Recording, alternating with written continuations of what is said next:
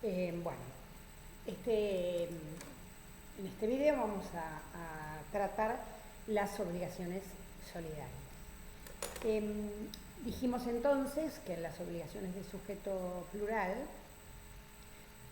dentro de las obligaciones de sujeto plural conjuntas, encontrábamos las simplemente mancomunadas y las solidarias.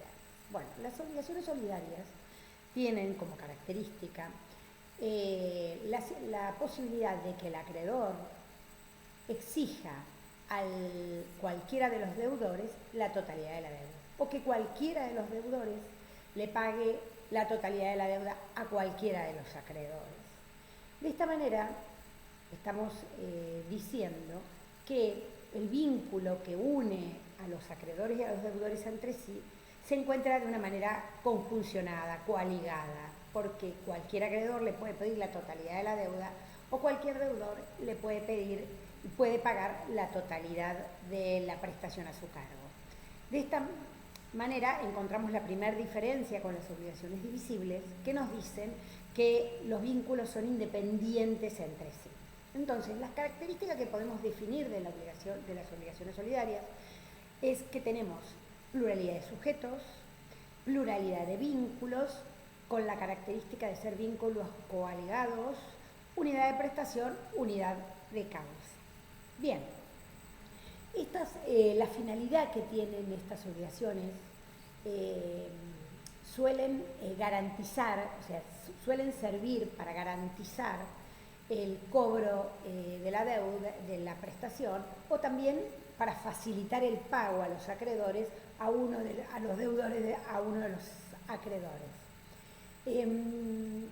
Nuestro Código Civil regula a las obligaciones solidarias en tres partes. La primera parte habla de obligaciones solidarias, principios generales, que es a partir del artículo 827 hasta el 832. Luego habla de las obligaciones solidarias pasivas, que es cuando tenemos varios deudores, y las obligaciones solidarias activas cuando tenemos varios acreedores. Bien. Vamos a ver qué nos pide el programa. Bueno, antecedentes históricos. Los antecedentes históricos de las obligaciones solidarias los encontramos en el derecho romano, obviamente, las llamadas obligaciones correales. Las obligaciones correales era cuando un acreedor tenía la posibilidad de demandar a cualquiera de los deudores por la totalidad de la deuda. Eran llamadas obligaciones perfectas y eran de origen convencional. Junto a las obligaciones de origen convencional estaban las de origen legal, que tenían efectos similares, y eran llamadas obligaciones in solidum. Bueno, esos son los dos antecedentes remotos que tenemos del derecho romano. Características de la solidaridad. Bueno, en principio entonces decimos que en la solidaridad cualquiera de los acreedores puede exigir la totalidad de la deuda y cualquiera de los deudores puede pagar la totalidad de la deuda. Este vínculo que se encuentra coaligado, este vínculo que es conjuncionado, es un vínculo cuyos efectos, circunstancias y vicisitudes surten efectos, propagan sus efectos. Entonces, el pago de uno de los acreedores va a cancelar para el resto para el acreedor la totalidad de la deuda. O sea, extingue la deuda para todos.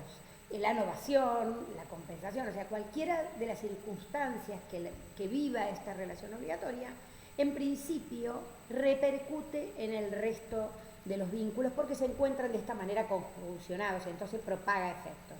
Salvo hay algunos efectos que no propaga y son aquellos que tienen caracteres o tintes personales, como por ejemplo sería algún elemento personal que une a acreedor y uno de los deudores, en cuyo caso ese efecto no se propagaría. Pero las características en general dijimos que se tratan de obligaciones de sujeto plural, de multiplicidad de vínculos, cuya característica es que se encuentran coaligados, tenemos unidad de prestación y tenemos unidad de causa, o sea, la misma causa.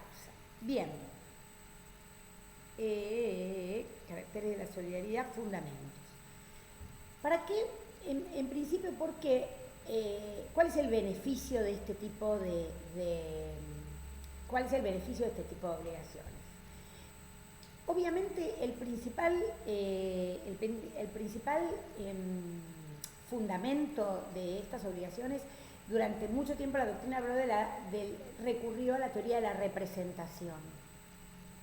Hoy podemos decir que está plasmada el fundamento de la representación, o sea, como naturaleza de este tipo de obligaciones, en el artículo 8.29 del Código, que expresamente nos dice que se considera que cada uno de los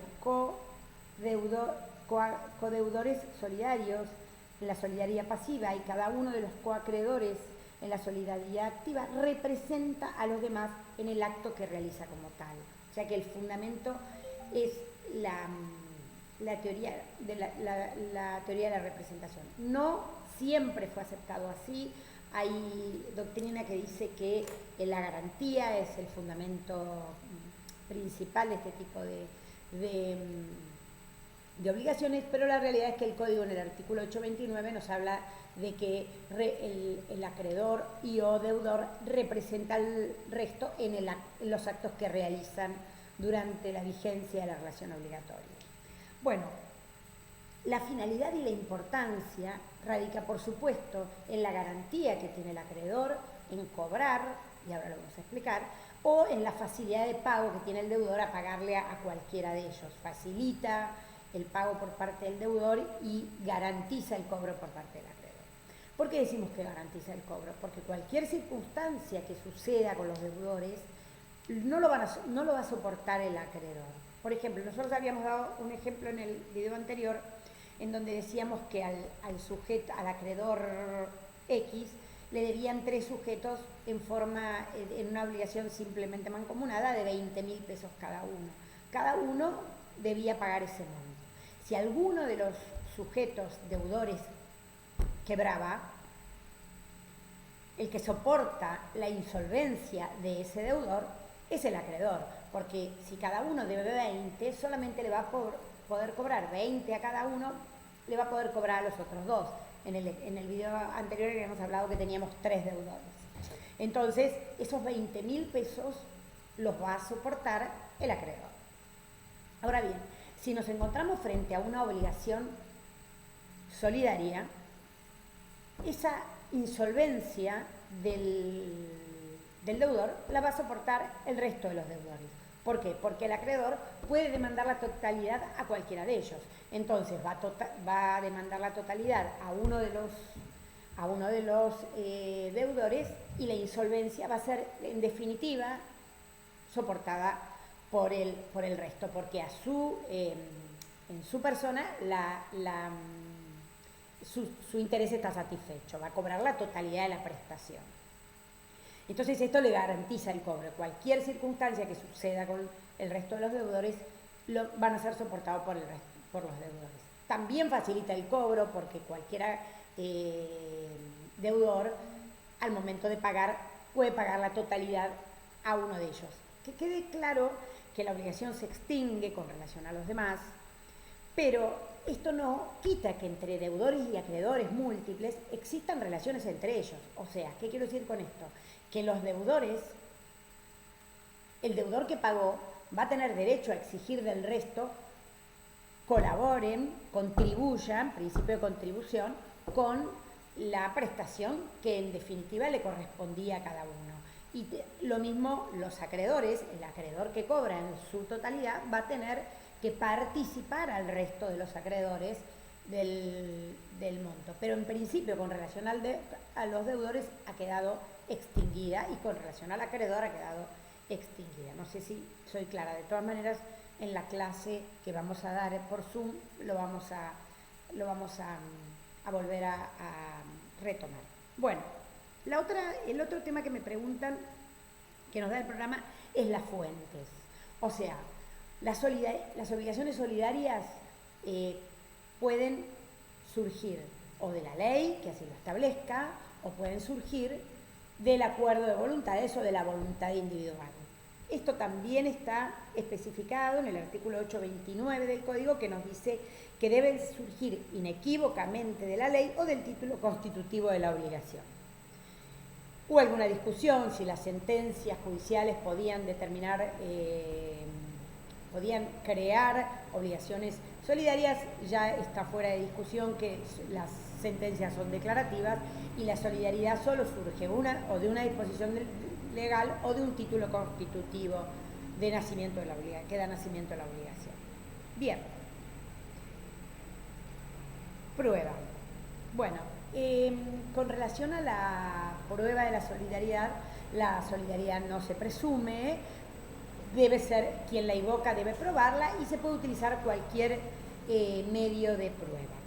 Bueno, nos va a quedar, porque se va a hacer muy largo el video, nos va a quedar las relaciones, o sea, la solidaridad activa, la solidaridad pasiva y las relaciones entre los deudores y acreedores, que lo vamos a ver en la clase por Zoom.